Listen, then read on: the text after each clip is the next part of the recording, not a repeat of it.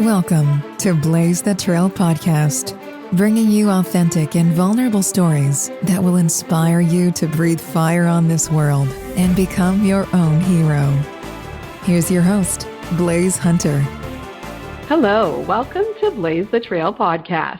I'm Blaise Hunter, and I am a fertility expert. No, I don't help people get pregnant. This is a different type of expertise. I actually inspire women to birth their business ideas, books, birth their dreams, passions, and goals, as well as help them discover peace amongst infertility. After going through my own sets of traumas and tragedies, dealing with a rare disease, and experiencing 3 miscarriages, I decided to take charge of my life and not let life happen to me, but rather become the hero of my own life. I am not barren. I continually birth my purpose every day. So that's why I've created this show, to demonstrate how even though we all experience setbacks and disappointments, we still have a destiny to birth. We just need to blaze the trail and be expecting. This podcast will inspire you to lean into your problems and allow them to be the vehicle that transports you into becoming the hero of your life so you can breathe fire on this world. This week's episode, we'll be talking about male infertility. And some points we'll cover are, we'll identify the gaps in the system with male infertility, how we can turn our pain into our purpose and be the change. What is the Win for Him program all about, and why it's important to break the silence on this important issue. And I have Peter Nieves here to speak with us on this topic. Peter is an amazing gentleman who has definitely turned his pain into his purpose.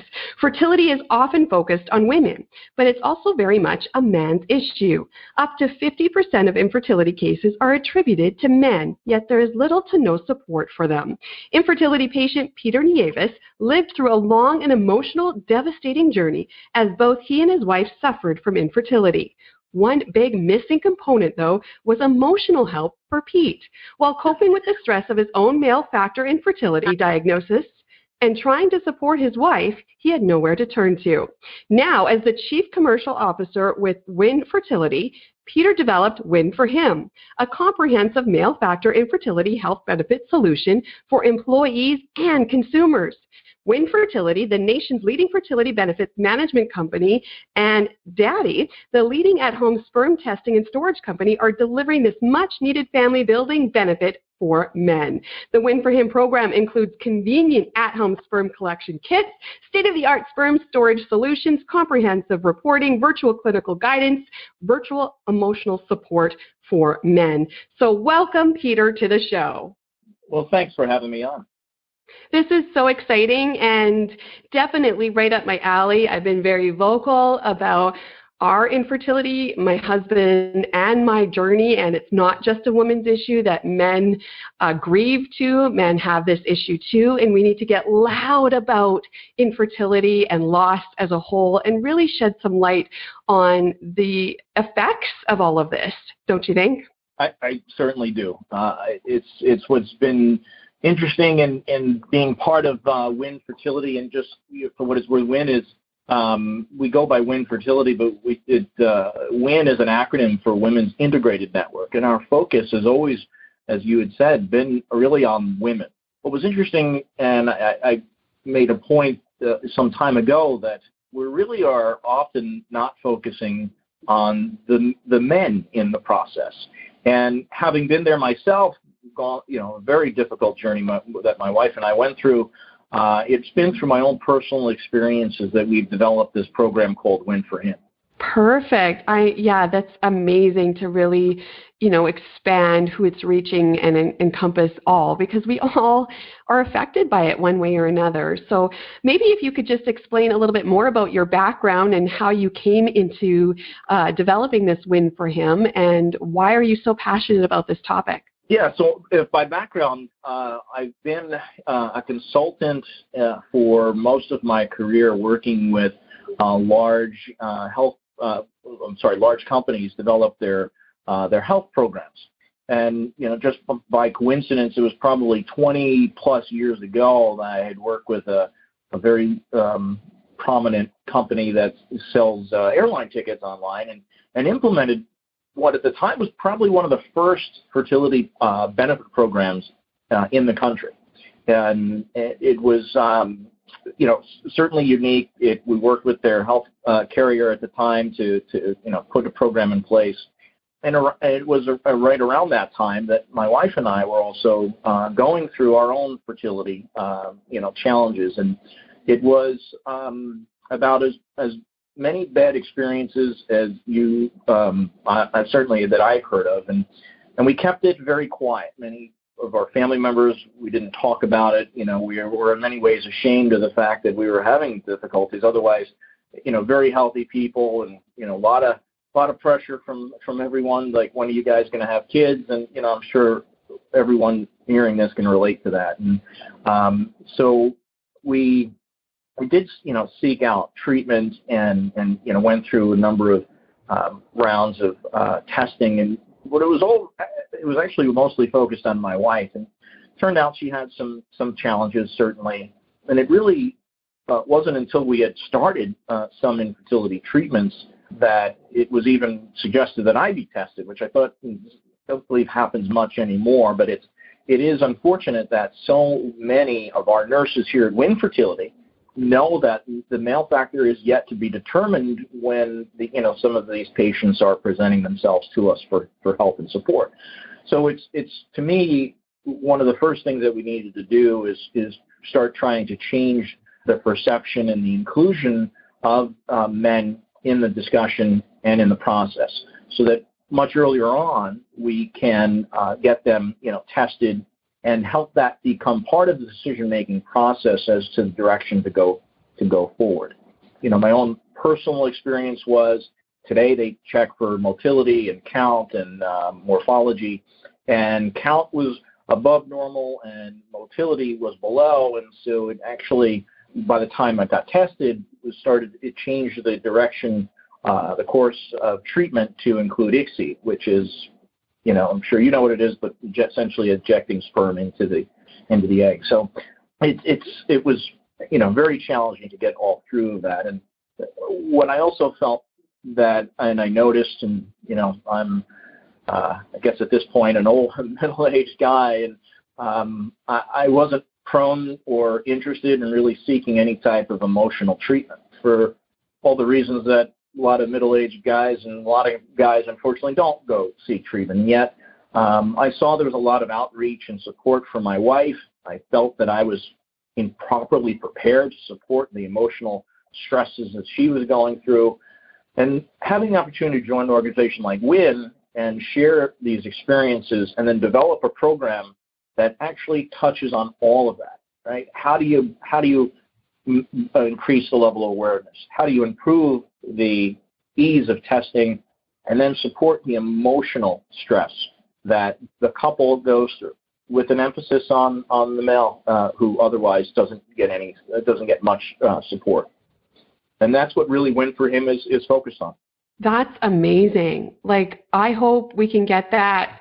Is it available internationally or so far in the United States? Because I would love that in Canada. We need that here. My husband needed that. I needed that. I know couples around the world and people around the world definitely need that access and that support and that kind of medical attention geared to this issue, don't you think? It's global. Perfect. It's certainly here. We're based in the United States, and no question that there's been a surge in need as many people wait till later in life to start their families, and it's just by nature their level of fertility is dropping. But it has been identified through multiple studies that men are, losing their fertility levels more quickly. And so, sperm counts are dropping, and other factors make this just that much more important. I think you stated at the beginning, it's now more than half of infertility diagnosis for a couple has a much larger contribution based on the male factor, not just the female's challenges. We can work with you on getting Canada. We launched this several months ago. WIN does provide advocacy with our nurses on a global basis, mostly in Europe and in Hong Kong. But we can come to Canada. I'd love to love to make that happen. Oh, fabulous. And you talked a little bit about that emotional support, and most people don't look at that. Like when we are having issues or a lengthy time or losses, we'll seek out professional help, medical help to do testing or, to identify what the problem is in having a baby. But we rarely, men and women, go to the emotional side and try and get that mental health and emotional health, seeking advice and help for that factor. And that's so important because as a woman, when I've experienced infertility and 3 miscarriages, I felt shame and I felt like it was my fault. And I took on a whole other level of mental health that was negative for me because I was blaming myself. I felt it was all me. And I'm sure my husband also took that on too. Like there is that embarrassing factor when it's your inner parts, what makes you a man or a woman, that's maybe not working properly. And it brings a level of shame, vulnerability, and feeling there's something wrong with me mentality. Hey? I agree. It's interesting too, as you see, the further development. And I thought the timing of our bringing Win to him to market was just very, I think a great time because so much has been broken down with the use of kind of virtual counseling. As you see so many of these other apps we're working with another organization that, was very strongly in that space, offering, virtual behavioral support. And what I know from having worked in this other organization and what you can read about is that men are much more prone to seek out and actually engage in behavioral support or emotional support in a virtual environment. And I'll never forget the woman who I worked with in a past life who ran our behavioral program sharing. How often she was active on the platform.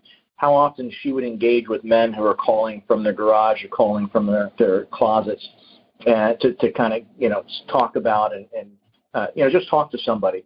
And so for me, my own personal experience, I'm not one that often wanted to talk about things, but if I had that available to me, I would have taken advantage of it.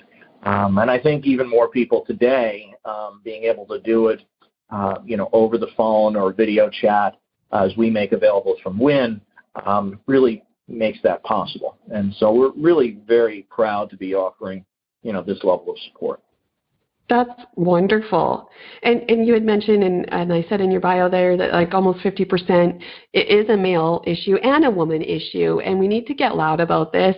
We need to identify where there are gaps in the system so we can bridge those gaps and, help generations and generations go forward in a better system, a better support system, a better result than feeling shame, lack, and no support. Let's bridge those gaps. So let's maybe discuss like some of your identifications of what the gaps in the system in your personal experience between you and your wife. And I know for me, like I've had 3 miscarriages. There was many gaps of first with bedside manner and empathy. It's very clinical and cold, and many doctors have never been through this themselves, so they see it every day, and there's almost a detachment, I found. So I've been really on a mission to educate the doctors, the nurses about the empathy factor, almost treating it as like a sexual assault victim. Like there has to be some sort of empathy there because this is very traumatizing for couples, and they don't know how to navigate it when you're in that mess. So the healthcare staff need that education in the empathy part, and that was a big gap I noticed. But maybe you can identify what some of the things you noticed. Yeah, I think first it starts with education and awareness. And so one of the things that we've done is we've continued to put additional content for those that are yet willing to engage either one of our nurse care managers or one of our behavioral coaches. But they can use our app and read on what's going on and some of the statistics, so that the men in particular, but not just the couple, can become more comfortable with the fact that they're not alone, that this is fairly common. And I'll just share one thing. My wife has said to me, it's amazing to think that your focus every day is in helping people build their families, and it wasn't that long ago. You still couldn't talk about what we went through. And I said, I know. I said, but we would.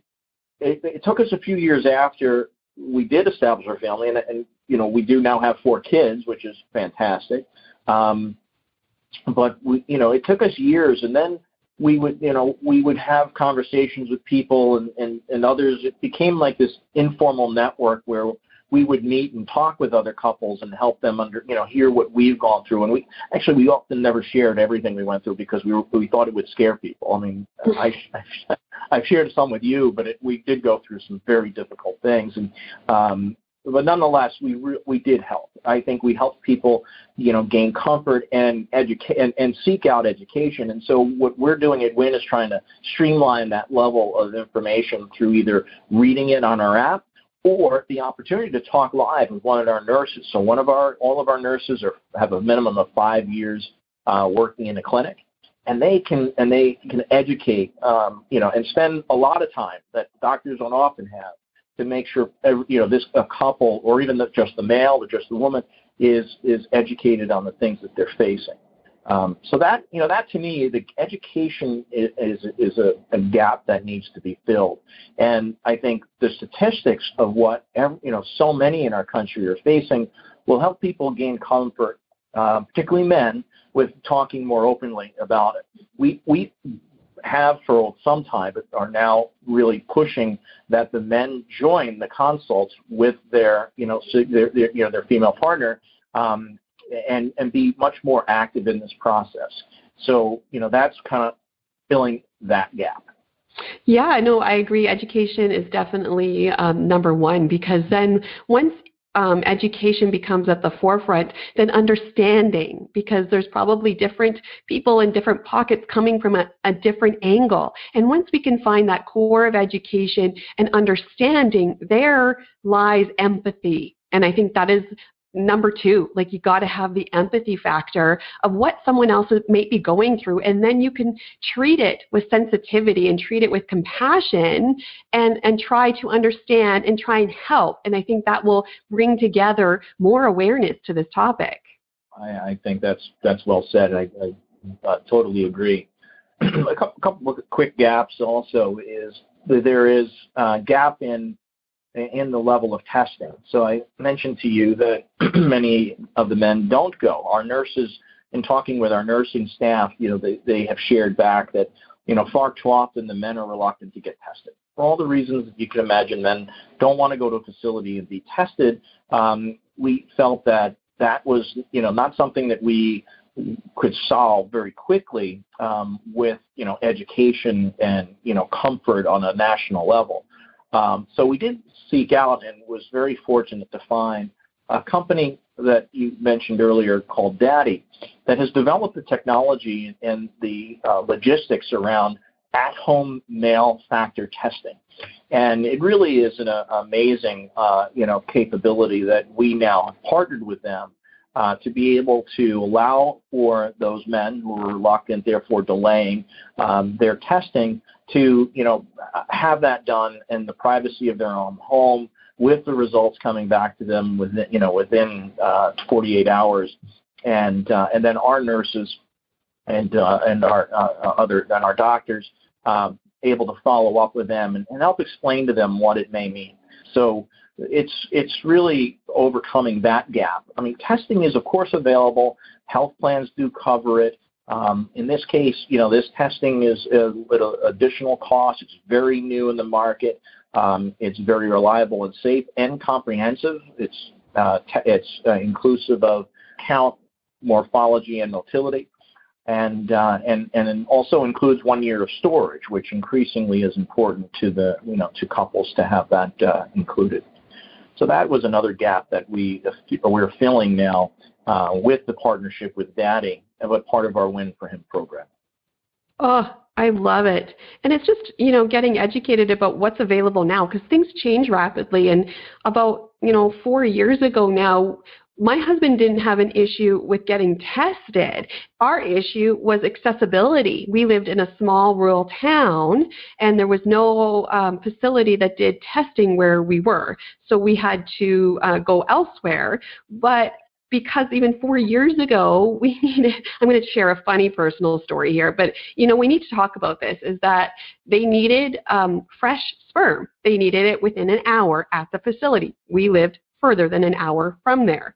So this is something we do need to talk about. Like, there's logistics, that there are hurdles and obstacles to even get tested for some people. And we had to literally drive halfway there, pull over on the side of the road, and manually get his sperm, put it in a cup, and I race to the hospital, to the lab, to get it submitted. And I felt like, this is ridiculous, and this would deter a lot of people from getting tested, even if they were willing to go get the test. That was a big hurdle and embarrassing, and just a funny story that I'm willing to share now, but most people wouldn't share that, right? Like, it makes it awkward and very difficult for couples to even get tested and find answers. Hey. Well, I'm smiling. That's a great story, and I think we've overcome that. And if we were joined with the daddy, someone from the daddy team, they can do more justice. But today, now what's available, instead of stopping on the side of the road, literally you make a call. The test would likely be in your house within 36 to 24 to 48 hours. You'd have the testing kit. The kit is a vessel of which deposit is made. There is a lid back on. It almost looks like it was made by a very popular phone company, and that it's all white, and it's all very streamlined and modern looking.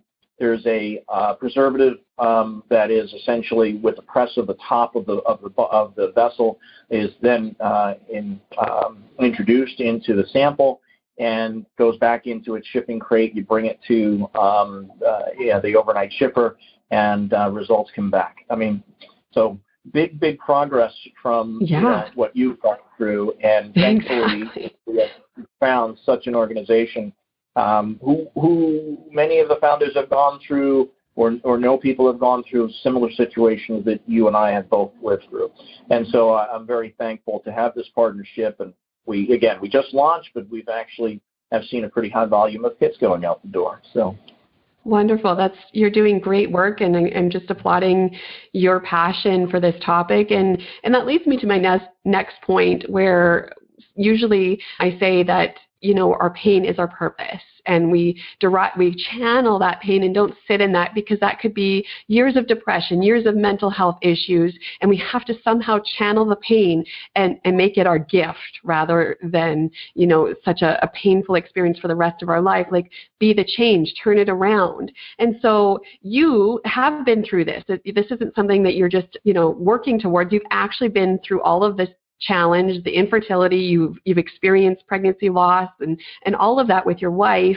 And so what made you turn it from all of that pain that you went through and loss and frustration to becoming this advocate? Well, when you go through the experience that we went through, and we lost twins, we had other losses.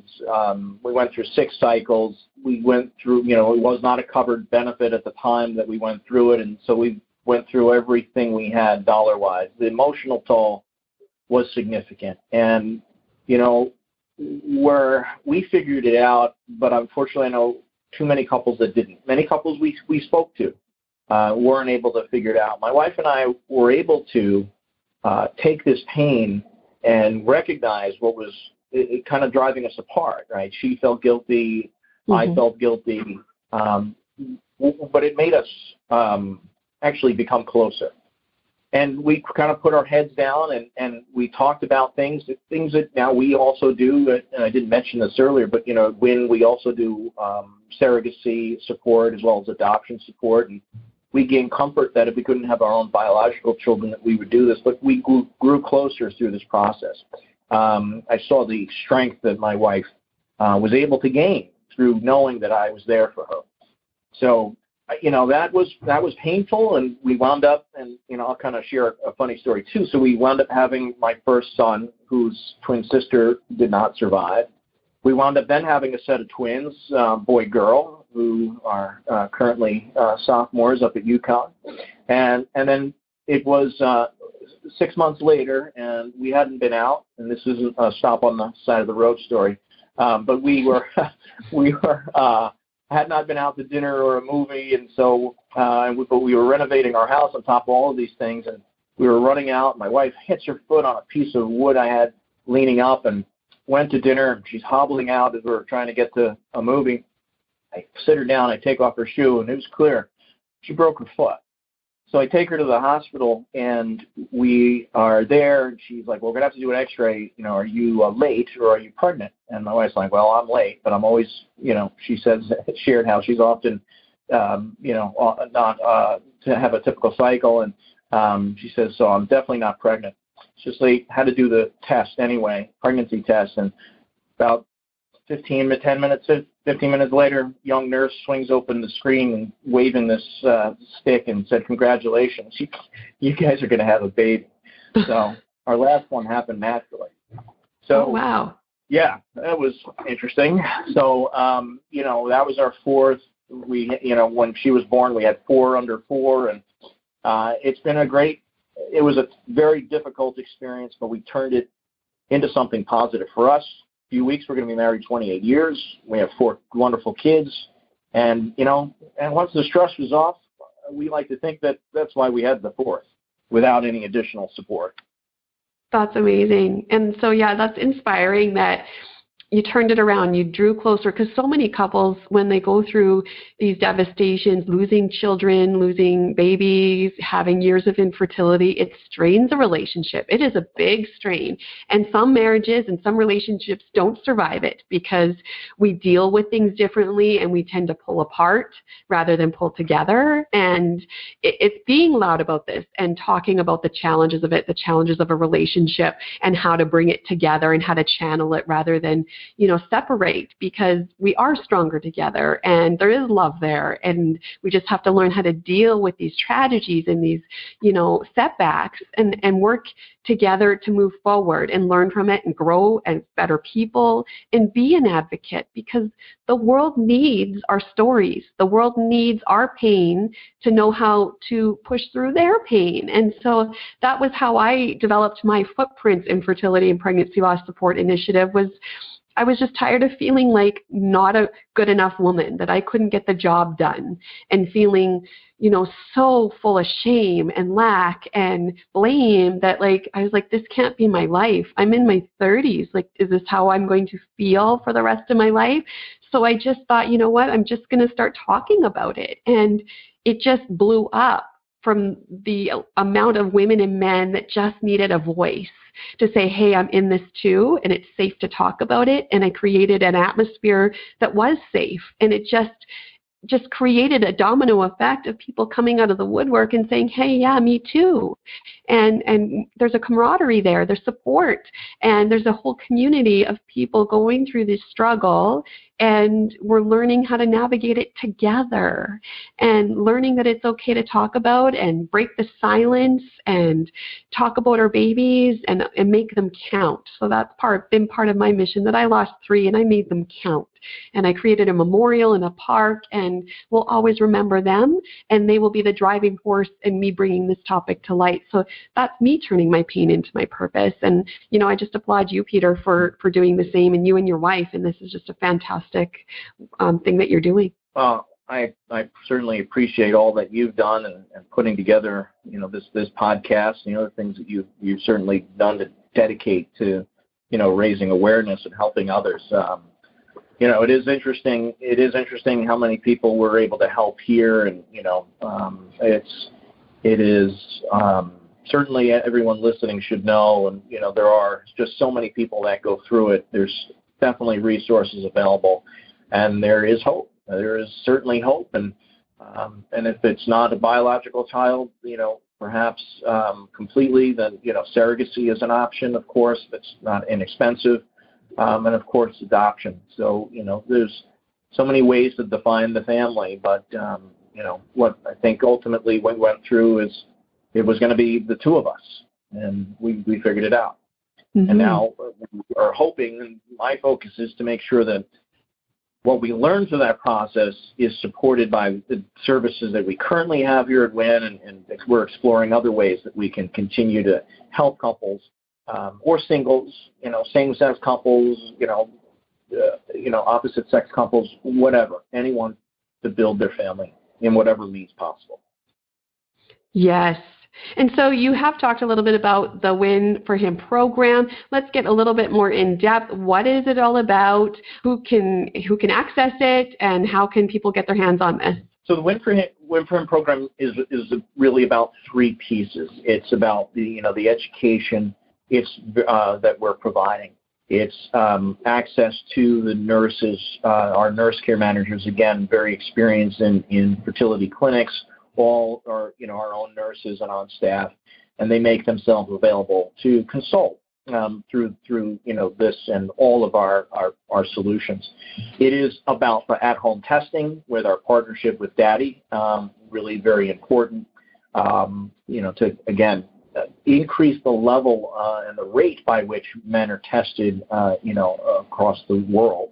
And then, of course, that emotional support. Those are really the three things: is education, testing, and emotional support.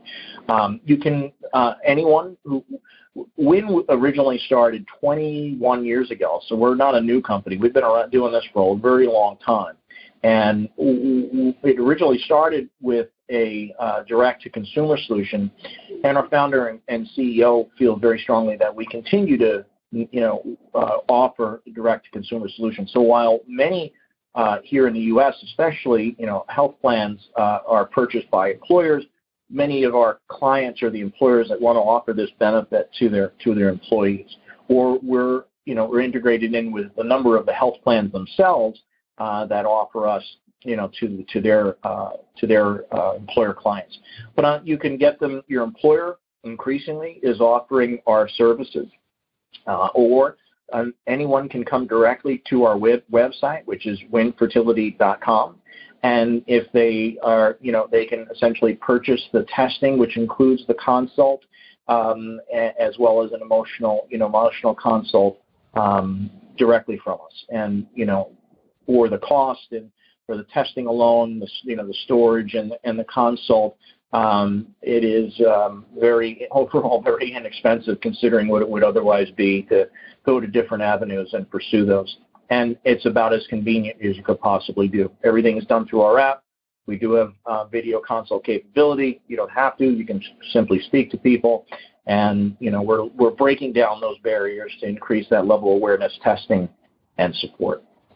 Oh, you've been such a trailblazer in this whole area. That's just fantastic for people that have been a little bit weary or ashamed or silent about this. And that kind of leads me into this last point of, many times I hear couples are private people and they don't want to discuss it, or they don't want to go here and get tested, and they're ashamed or they feel vulnerable about it. And it is a vulnerable subject, but I think we are working towards breaking those silence barriers, and maybe just share why it's so important to talk about this, to share your mission to bring this to light and break these silence barriers on infertility for men and women, and bring awareness to this. Like, why is it so important? I think it's important to be able to share the stories, because it helps overcome that enormous level of guilt and stress, to know that the experiences and challenges are not unique, and that they can be overcome. I like to share my story. We went through everything I said, and the result was what anyone would be proud to have achieved. My grandmother was very interesting at the time. She's now passed, but she said, I didn't ever wanted to say when you're going through it. She goes, maybe you were always just so impatient, because look, now you're not stressed and everything just turned out, and now you had your fourth as a result without any, interventions and any of that. I think it really, stress is a big part of it. Guilt is certainly, I think, not something that anyone should be feeling, because, in most cases you can overcome it. There's just so many. Just need to make people aware that the support is available, and that if they stay focused, again, they can go so many routes to build their family and enjoy their lives. So, it's awareness and education is a big part of it to overcome those emotional challenges, I think, first and foremost, and then that will help overcome the physical ones.